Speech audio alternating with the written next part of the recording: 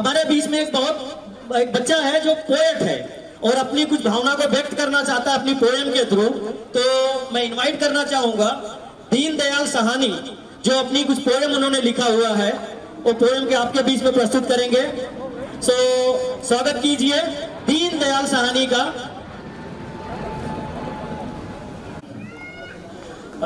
कुछ सालों पहले अभी हाल ही में लॉकडाउन लगा था। मैं और पूरा परिवार घर में ही था, 21 दिन बंद थे।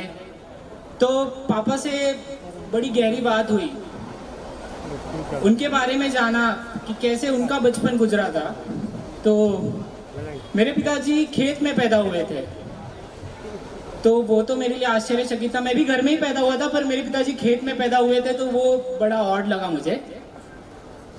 तो और उनकी कम उम्र में शादी हो गई थी। वो आज भी इंग्लिश टूटी फूटी बोल लेते हैं। वो बताते हैं कि उनका मुंबई से कोई मास्टर गया था गांव में और उसे पढ़ाया था, तो वो टूटी फूटी बोलते हैं पर अच्छी बोलते हैं, बिल्कुल वैसा ही याद है उनको। हाँ, तो उन्हीं की जो जर्नी थी उसी को मैंने पोएम में लिखने की कोशिश की है।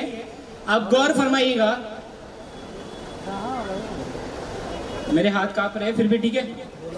खेत खलियान में नन्ही सी आंखें खुली, भोजपुरी की पगडंडी पे अंग्रेजी की राह चली।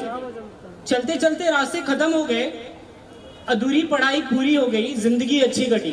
उन्होंने कहा मुझसे कि मेरी जिंदगी अच्छी कटी, जितनी भी कटी है अभी अच्छी कटी है।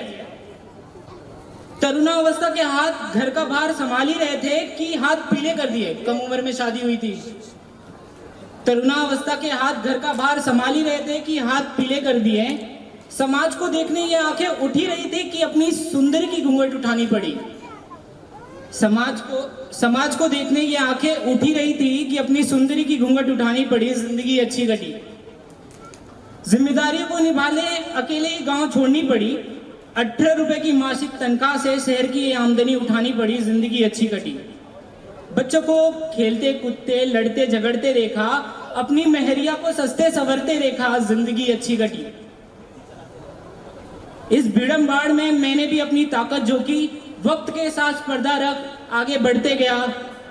अब धीरे धीरे जीवन की गाड़ी धीमी हो रही है, पर एक बात है जो पक्की हो गई है कि जिंदगी अच्छी कटी। तो आज तो मेरे पिताजी नहीं है यहाँ पे, क्योंकि वो अभी भी काम ही कर रहे हैं। वो एक पेंटर है, मजदूरी है, कॉन्ट्रैक्ट नहीं लेते। हम 3 भाई बहन हैं। बड़ी बहन एमकॉम की अभी जॉब कर रही है, मैं एमएससी कर रहा हूँ मैथ से, और मेरी छोटी बहन भी ग्रेजुएशन कर रही है। मेरी माँ नहीं पढ़ी है और मेरे पिताजी 7वीं तक पढ़े हैं, पर हमें आगे बढ़ा रहे हैं। तो मैं आप सबको कहना चाहता हूँ कि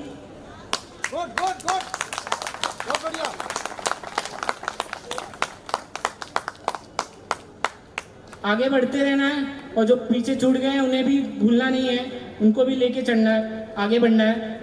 समाज में अभी भी गांव में बहुत सारे लोग हैं, लड़कियां हैं जो अचीव नहीं कर पा रहे, उनके लिए भी कुछ करना है। शहर में आके हम पढ़ तो ले रहे हैं, पर अभी भी जो गांव में है वो पीछे छूट रहे हैं, तो उनके लिए कुछ ना कुछ करना है और आगे बढ़ना है। Thank you.